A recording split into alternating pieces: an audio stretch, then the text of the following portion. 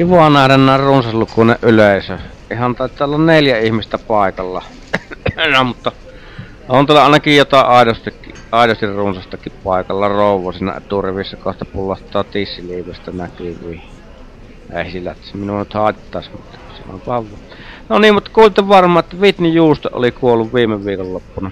Kuolin syytähän ei käsittääkseni ole vielä julkistettu, mutta minä epäilen, että se on joku korkeasta kolesterolista johtuvaa sydänvikaa tai vastaavaa, sillä niinhän se sananlaskukin sanoo, että Mauri söi makkaraa ja Whitney Houston.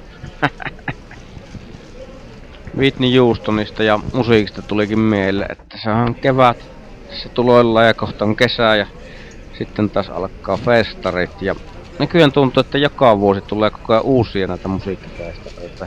Kuulin just tuossa, että uusin tulokas on kuulemma semmonen kuin Runk Rock. Turun Runkkusalossa pidetään nämä festarit ja paljon huippubändejä on tulossa. Ainakin amerikkalainen The Wankers ja brittiläinen Jerk Off. Kotimaisista on tulossa ainakin Terveet Kädet ja Tommi Läntinen. Toinen uusi tulokas on sellainen kuin Puskafestari. Se on tarkoitettu kuulemma semmoinen raskaan sarjan runkkareille. Pääsette kotiin niin äkkiä vaan Puskafestareiden nettisivuille varaamaan oma puskani, ettei jää ilman. Pääesiintyjänä on kuulemma Tommi Läntinen.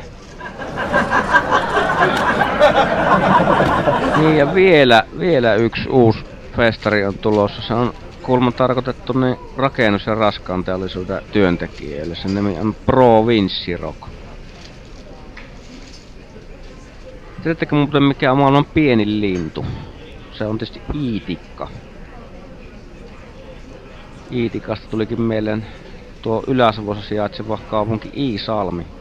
Siellä on ruvettu valmistamaan semmoista maaseutumakkaraa. Sen nimi on Iisalami.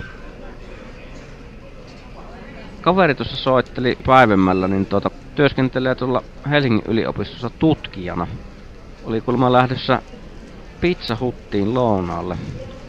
Ei ollut kuitenkaan ihan vielä lähdössä, siinä sanoi, että ensin tutkitaan, sitten vasta hutkitaan. Tiedättekö muuten montako perversiä tarvitaan vaihtamaan hehkulampua? Ihan yksi riittää, mutta lamppuja tarvitaan 2, kun toinen pitää työntää sen perversin perseeseen. Mitäs umpikänninen lehmä sanoo toiselle lehmälle? Meikä saa muu kohta.